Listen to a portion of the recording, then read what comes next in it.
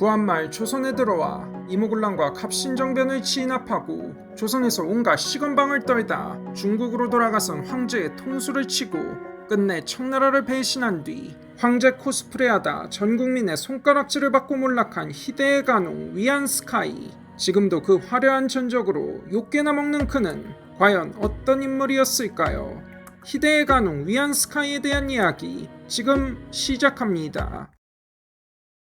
1859년 허난성 샹청의 명문가에서 태어난 위안스카이는 어렸을 때부터 공부는 개뿔이었고 주색잡기를 업으로 삼아 매번 과거에 낙방하던 한량이었지만 무술과 병법엔 재능이 있었는데 이를 눈여겨본 삼촌의 친구 우장칭이 자기 군 사령부에 인턴으로 꽂아주고 우장칭을 따라 1882년 조선에 들어갔는데 당시 이무군란이 터진 조선에서 공을 세우고 2년 뒤인 1884년에 터진 갑신정변도 진압해 청나라의 실권자 이홍장의 신임을 얻는데 그때 그의 나이 26살이었습니다. 오늘날 한국 청년이 대학을 졸업할까 말까 한 나이에 사실상 총독처럼 굴며 조선 조정을 좌지우지하고 서울에 있던 서양 외교관들은 물론이고 고종과 명성황후 앞에서도 온갖 시건방을 떨며 횡포를 부렸습니다. 뭐 여기까지는 그렇다 치겠는데 계속된 청나라의 간섭에 빡친 고종이 은밀히 러시아에게 접근하고 그런 고종에게 빡친 위안스카이가 대원군과 손잡고 고종의 조카인 이중용을 왕위에 세우려는 음모까지 획책합니다. 그러나 현상 유지를 원한 이홍장이 위안스카이에게 작작 설치라고 경고하자 그냥 해프닝으로 끝나버리고 1894년 청일전쟁으로 일본이 한성을 점령하자 그의 총독질도 끝장나버리죠. 1895년 청일전쟁 뒤 조선에서 청의 세력이 사라지자 끈떨어진 뒤움박 신세가 되는 듯 했지만 조선에서 신식군대를 양성한 경험 덕에 신식군대 정무군의 지휘관에 임명된 뒤 1895년 12월 16일 신식군대인 신건육군을 조직하며 군부의 실력자로 떠오르기 시작합니다. 이런 위안스카이의 힘을 빌려 보수파를 제거하려는 변법파의 통수를 친 게 그의 첫 번째 배신이었죠. 그 뒤 서태후에게 온갖 진귀한 뇌물을 바치며 동시에 그녀의 측근들도 매수해 환심을 사는 쩌는 수완을 보이고 1898년 12월 무술정변 뒤 신건육군이 무의군에 편입되어 무의 우군이 되었지만 여전히 훈련을 맡으며 부대를 장악했고 의화단의 난때 무의군 대다수가 연합군에게 박살이 나는 와중에도 무의 우군은 위안스카이의 수완 덕에 전력을 보존하는 데 성공하게 됩니다. 지금까지만 보면 줄타기 잘하는 정치꾼 같지만 의화단 사건 뒤 청은 양무운동보다 더 근본적인 변화의 필요성을 느껴 광서신정이란 개혁을 추진하는데 위안스카이는 군제개혁을 맡아 신건육군, 일명 신군을 더욱 확대 개편해서 독일과 일본의 군제 전술을 모방한 완전한 서양식 군대 30만 명을 조직합니다. 물론 그 중에서 최강은 수도권을 장악한 위안스카이의 친위대 북양군이었습니다. 또한 1901년 8월 29일 장지동과 함께 과거제 폐지를 상주하는데 현대화된 군 지휘관은 신식 교육을 받은 인재로 육성해야 했기에 교육제도 자체를 뜯어고쳐야 가능했기 때문이었죠. 그는 일생 과거제도 폐지를 자랑스럽게 여길 만큼 이는 획기적인 사건이었습니다. 이어 1904년 연무처 회판 대신으로 육군 학당 판법을 제정해 전국의 신식군사학교 설립을 추진합니다. 이렇게 그는 근대화 개혁에 상당한 기여를 했고 군제개혁 과정에서 신군의 대부가 되어 대륙의 실력자로 부상하지만 바로 그랬기에 그에 대한 디스와 태클이 시작됩니다. 물주인 서태후가 죽고 1908년 청나라 마지막 황제 푸이가 즉위하자 동시에 아버지 순친왕이 섭정을 맡았는데 그는 사적으로도 위안을 싫어했지만 군을 장악한 위안스카이는 그 자체로 위협적인 존재였습니다. 눈치 빠른 위안스카이는 바로 사직서를 쓰고 고향에서 강태공 흉내를 내며 때를 기다리는데 1911년 10월 10일 청나라를 끝장내는 신의 혁명이 터진 겁니다.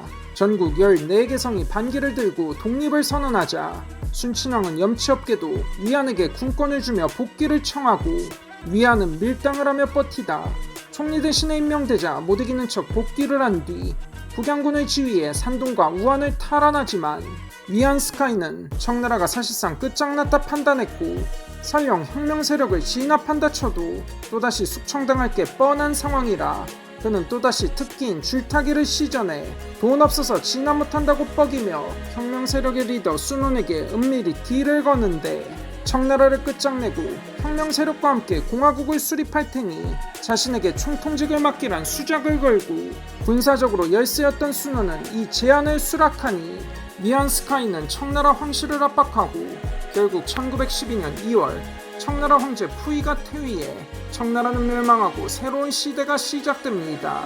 이게 그의 두 번째 통수지만 사실 그가 충신 코스프레하며 결사항전했다면 대륙의 혼란은 지속되었을 것이고 청나라가 한계에 이른 건 사실이었기에 이를 일종의 대타협이라 볼 수도 있었지만 그의 야심은 끝이 없었고 결국 새로운 내전이 시작됩니다. 너무나 당연하게도 위안은 혁명파의 통수를 칩니다. 국민당 당수 숭자오런을 암살하고 의회 동의 없이 차관을 도입하는 등 공공연하게 독재를 시작하고 빡친 순원이 1913년 7월 다시 남방에서 봉기하지만 신의 혁명에 가담했던 주력은 지방의 신군이었고 이들이 자신들의 대선배인 위안 스카이의 편으로 돌아서서 결국 간단히 진압됩니다. 순원은 해외로 망명하고 의회를 해산한 위안 스카이는 10년 임기에 무제한 중임으로 후계자 지명까지 가능한 독재자가 되지만 거기까지가 그의 절정이었습니다. 신의 혁명 뒤 지방에선 군벌들이 난립했고 이들은 점차 중앙을 개무시하며 멋대로 세금을 슈킹해 위안 스카이 정권은 세수 부족으로 적자에 시달립니다. 그렇다고 잘못 건드렸다간 반란이 터질 게 뻔했고 결국 재정 문제를 해결하기 위해 차관을 도입하고 그로 인해 외채를 늘려 외세 종속을 가속화시킵니다. 급한 불을 끄겠다며 카드 돌려막기를 시전한 격이었죠. 거기다 1914년 1차 세계대전이 터지며 서구 열강이 중국에 대한 관심을 끊자 일본의 침략이 시작되는데 1915년 1월 일본은 21개 조항을 강요하며 중국의 군사 외교를 간섭하겠다 깝치고 위안 스카이는 이를 무기력하게 받아들여 민심과 여론이 나락이 됩니다. 이렇게 욕먹을 짓만 골라서 하더니 뜬금없이 황제가 되겠다며 나대기 시작하고 1915년 12월 12일 결국 황제에 즉위하자 당연히 민심은 더욱 바닥을 치고 그의 기반이었던 군부의 군심도 흔들려서 결국 1915년 12월 25일 민난의 장군 차이어가 봉기하고 위안 스카이가 조기 진압에 실패하자 사태는 더욱 커져서 서남의 10여 개 성이 연달아 봉기하게 됩니다. 순원 등 혁명 세력도 덩달아 봉기하고 일본은 위안 스카이의 지원 요청을 씹어버리며 무시해버리는데 부하 장수들은 진압에 소극적이기까지 하니 그제야 위안 스카이는 즉위 82일 만에 황제에서 물러나지만 차이어는 위안 스카이의 완전한 퇴진을 요구하며 강하게 나가고 이에 빡친 위안 스카이는 화병으로 쓰러져 1916년 6월 요독증이 악화되어 세상을 뜹니다. 그의 무덤인 원림은 문화대혁명 때 홍위병에게 털릴 뻔했지만 역사의 반면교사로 삼으란 마오의 지시로 운 좋게 보존됐다 합니다. 위안 스카이는 수십 명의 처첩과 자식들이 있었지만 그중 성공한 이는 단 한 명도 없었고 장남 위안 커딩은 막대한 유산을 다 날려먹고 궁핍하게 살다가 중국 공산당이 집권한 뒤 베이징의 중앙문사관 사설을 맡아 간신히 먹고 살았다고 합니다. 사후 그에 대한 대중들의 이미지는 청나라 황실의 가정교사였던 레지널드 존스턴의 말처럼 1898년엔 황제를 배신했고 1911년엔 제국을 배신했으며 1915년엔 공화국을 배신한 중국 역사상 최악의 배신자 바로 그 자체였으나 감정을 배제하고 객관적으로 볼 땐 다소 평가해줄 만한 구석도 있었습니다. 그는 결코 무능하지 않았고 나름 근대화에도 공헌했으며 강력한 카리스마로 혁명 뒤 군벌들을 장악해 중국의 분열을 막았지만 새 시대를 여는 장기적인 비전이 없었습니다.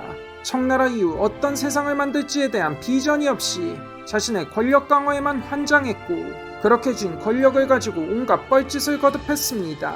황제라는 구시대적 권위를 이용해 무너지는 권위를 강화하려 했던 그의 발상은 뻘짓의 정점이었으며 그도 어쩔 수 없는 시대에 뒤떨어진 구시대 인간이란 증거 그 자체였습니다. 난세의 지도자가 시대를 바꿀 새로운 비전 없이 불나방처럼 권력만 쫓다가는 자신은 물론 국가까지 세트로 끝장난다는 걸 보여준 반면교사 그 자체였습니다. 희대의 간웅 위안 스카이의 일생이었습니다. 이만 마치겠습니다. 시청해주셔서 감사합니다. 여러분의 좋아요와 구독이 영상 제작의 크나큰 동기이며 원동력입니다.